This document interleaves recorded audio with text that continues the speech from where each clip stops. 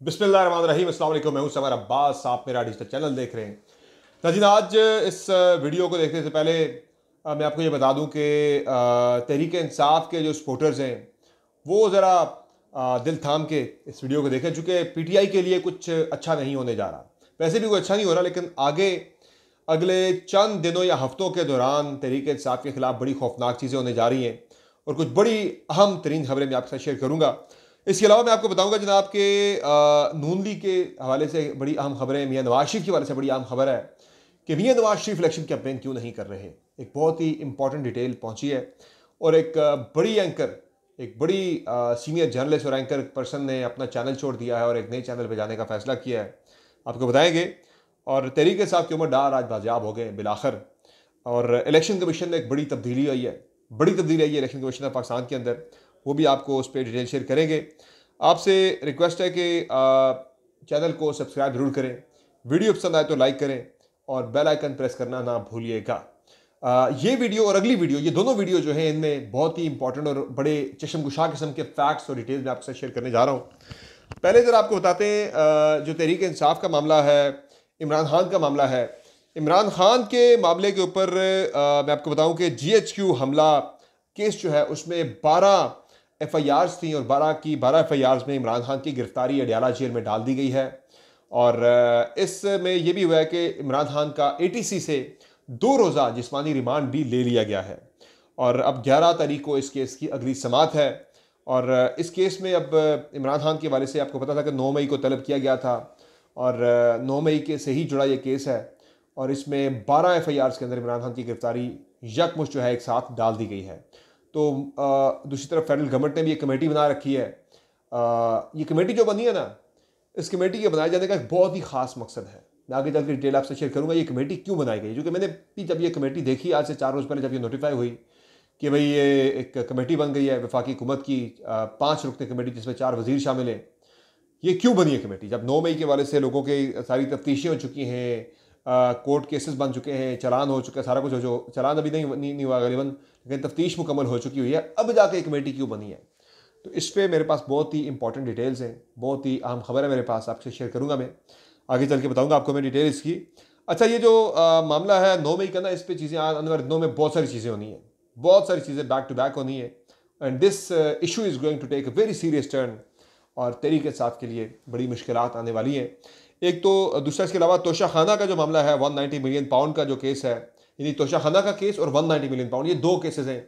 190 million pound case जो है, जिसे अलकादर ट्रस्ट केस भी कहा जाता है, उसमें इमरान खान की ज़मानत की दरख्वास्त जो है वो एहतसाब अदालत ने, जज मोहम्मद बशीर साहब ने मुस्तरद कर दी है और अब 15 को गालिबन इसकी अगली समाअत होनी है।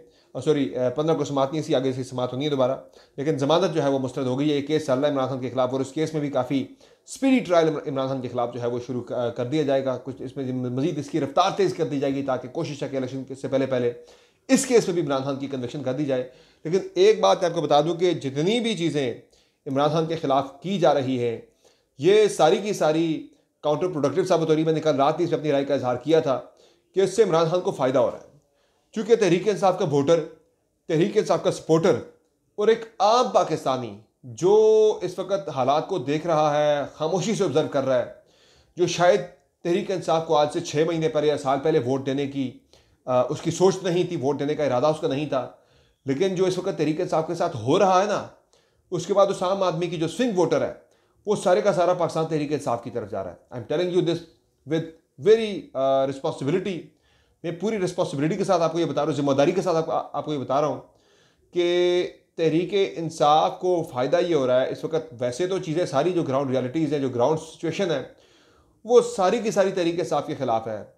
यानी कि कोई इदारा ऐसा नहीं है जो तहरीक इंसाफ के ख़िलाफ़ ना हो, लेकिन एग्जेक्टिव को देख लें, जुडिशरी के ऊपर भी तहरीक इंसाफ सवाल उठा रही है, इस्टेब्लिशमेंट की तरफ भी तहरीक इंसाफ सवाल उठा रही है। तो कोई भी इलेक्शन कमीशन के वाले से तहरीक इंसाफ बड़े सख्त उसके तहफ़्फ़ुज़ात हैं, तो कोई ऐसा इदारा नहीं है जो तहरीक इंसाफ के हक़ में हो, ख़िलाफ़ ना हो। तो लेकिन पाकिस्तानी अवाम जो है, जो सबसे बड़ा इदारा है, जो इलेक्टरेट है पाकिस्तान का, वो इस वक्त उसमें मेजॉरिटी में पाकिस्तानी जो है वो तहरीक इंसाफ के हक़ में है। तहरीक इंसाफ के ख़िलाफ़ जो थे भी कल तक या 6 महीने साल पहले तक जो लोग थे, काम आदमी था, जो स्विंग वोटर है, जो किसी पार्टी के साथ नहीं है, वो सारा तहरीक इंसाफ के साथ आके यही बड़ा है तहरीक इंसाफ को, जिसकी वजह से एक सारा ये सब कुछ हो रहा है कि तरीके साफ कहीं इलेक्शन जीतना जाए, तो ये सारी चीज़ें हो रही हैं। तो वही जो सेक्रेटरी इलेक्शन कमीशन भी छोड़ के चले गए, वो भी किसी वजह से छोड़ के गए। I am trying to dig out the matter कि ये मैटर है क्या, लेकिन इब्तदाई इत्तला कुछ ऐसी आ रही है कि शायद उनके ऊपर कोई बड़ा अनड्यू प्रेशर था कुछ चीज़ों को लेके, वो जो देख रहे थे, सब कुछ होता देख रहे थे, इसके ऊपर ही वॉज अनकम्फर्टेबल कि भाई ये मामला जो है वो ठीक नहीं हो रहे, कोई चीज़ें गलत सिमत में जा रही हैं, तो वो अपनी जान छुड़ा के निकल गए।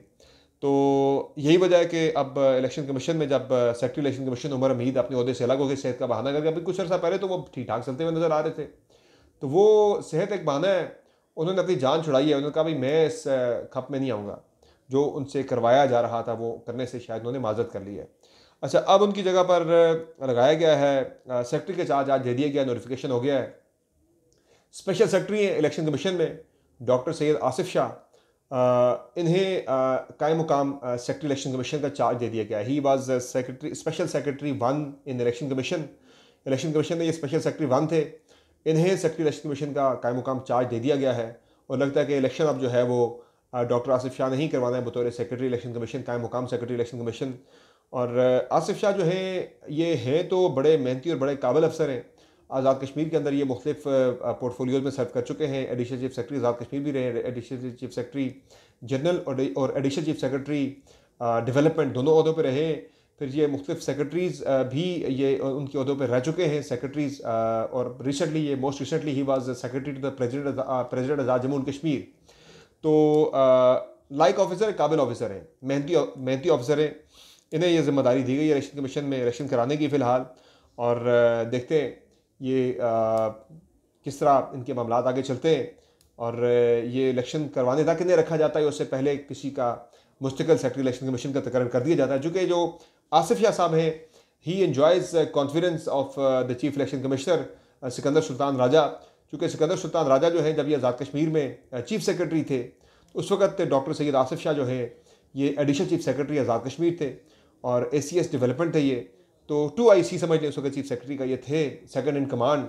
तो उधर से जो है सिकंदर सुल्तान राजा इनके बड़े गर्विदा हो गए थे इनके काम के, बड़ा इनको पसंद करने लग गए थे इनके काम को। तो वहाँ से फिर इन्हें वो इलेक्शन कमीशन के अंदर लेकर आए और अब वो सेक्रेटरी के अहदे तक पहुँच गए हैं, कायम मुकाम सेक्रेटरी के।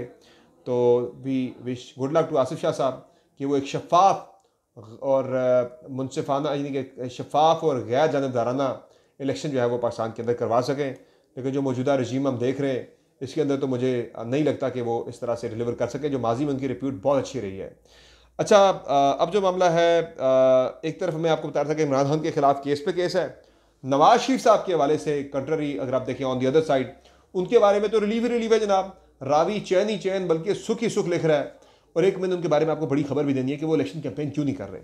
नवाज शरीफ साहब को शरीफ ट्रस्ट केस जो है उसमें जिसमें केस ये था कि शरीफ के ट्रस्ट की आड़ में प्रॉपर्टीज़ बनाई गई हैं, इसमें नैब ने ये केस ही बंद कर दिया, फाइल ही ठप ठुप के बंद करके साइड पे रखती है, भाई ये केस ही नहीं है। फिर 2 केस अब इसके बाद नवाज शरीफ के खिलाफ रह गए, टोटल 2 केस रह गए, बाकी सारे केसेस में वो क्लियर हो गए। एक केस है जनाब तोशा खाना का, दूसरा केस है चौधरी शुगर मिल का। तोशा खाना में एहतसाब अदालत लंबी लंबी तारीखें डाल रही है और जो चौधरी शुगर मिल का केस है इसमें भी तारीखें लंबी डल रही हैं और इस केस का तो पता ही नहीं है कि आखिरी समाअत कब हुई थी इसकी। तो मैं आपको ये बता रहा हूँ कि इन दोनों केसेस में मियां नवाज शरीफ हो जाएंगे क्लियर, क्योंकि ये डील का ऐसा था कि एक इमरान खान जेल में हो, दूसरा मियां साहब की ये ख्वाहिश थी जनाब की, उनकी जो डील थी, जो उनकी शराइत थी, एक तो इमरान खान जेल में हो, दूसरा PTI जो है वो या तोड़ दी जाए, ख़त्म कर दी जाए, कलअदम कर दी जाए, तीसरा उनका ये था जनाब कि उनके खिलाफ तायात नहली उनकी ख़त्म कर दी जाए, चौथा उनकी ये थी शायद उनके सारे केसेस को ख़त्म कर दिया जाए। तो ये आखिरी 2 केसेस रह गए जो मियां साहब के साथ जो डील का हिस्सा थे, शराइत जो रखी गई थी, वो सारे केसेस का खात्मा था। तो अब ये 2 केस रह गए, ये भी ख़त्म हो जाएंगे। अब जो अगला मामला है जनाब मैं आपको बताने जा रहा हूँ वो ये है कि PTI के बल्ले के इंतखाबी निशान के हवाले से पेशावर हाई कोर्ट का DB सुन रहा है। आज भी समाअत हुई है, लेकिन पहले तो कहा तहरीक इंसाफ के रहनुमा अली जफ़र साहब ने कि आज ही फैसला आ जाएगा, लेकिन आज फैसला उसका नहीं आया। कल भी इस पर समाअत होनी है और इसका फैसला जो है वो मुतवक्का है कि कल शाम तक इसका फैसला आ जाएगा, क्योंकि कल ही सुप्रीम कोर्ट ऑफ पाकिस्तान भी बल्ले के इंतखाबी निशान के हवाले से समाअत करने जा रही है, सुनने जा रही है तहरीक इंसाफ के हवाले से इस मैटर को। और बाकी इस पर जो मैं आपको बताने जा रहा था कि कुछ वफाकी हुकूमत बड़ा कुछ प्लान कर रही है, वो मैं आपको डिटेल्स की बताऊँगा। लेकिन ये जो मामला इकोनॉमिस्ट वाला वो अब एक सीरियस रुख इख्तियार करने जा रहा है।